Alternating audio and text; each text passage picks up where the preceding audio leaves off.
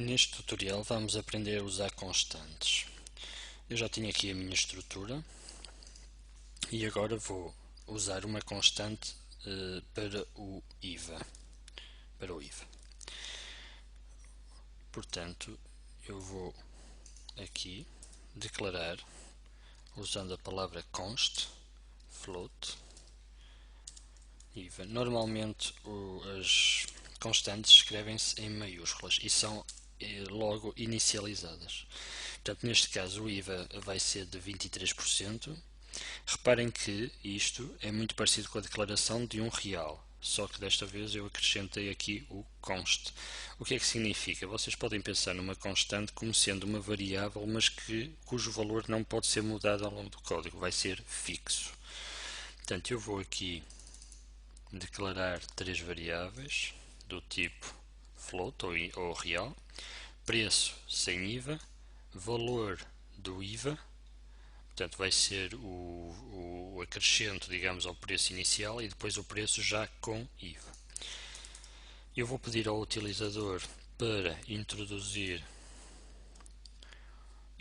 o preço da peça de vestuário, por exemplo. Vou então fazer um scanf. Tenho que dizer qual é o tipo de dados que vou ler, é um float, um real, e vou guardar, não se esqueçam do i comercial, na variável preço sem IVA. Preço sem IVA. Depois eu vou calcular o valor do IVA, portanto o valor do IVA é igual a quê? O valor do IVA é igual ao preço sem o IVA, preço inicial, vezes os 23% e divido por 100. Por isso é que é 23%.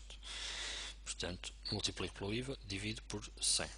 E depois vou calcular o valor final. Portanto, será o valor sem IVA mais o que eu acabei de calcular, o valor só do IVA. Portanto, eu vou copiar e colar para ser mais rápido. Portanto, o preço com IVA é igual ao preço sem IVA mais o valor que eu acabei de calcular do IVA.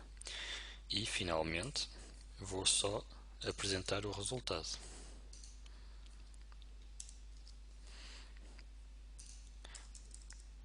Reparem que aqui, em vez de eu usar os 23, usei aqui a constante, certo? IVA.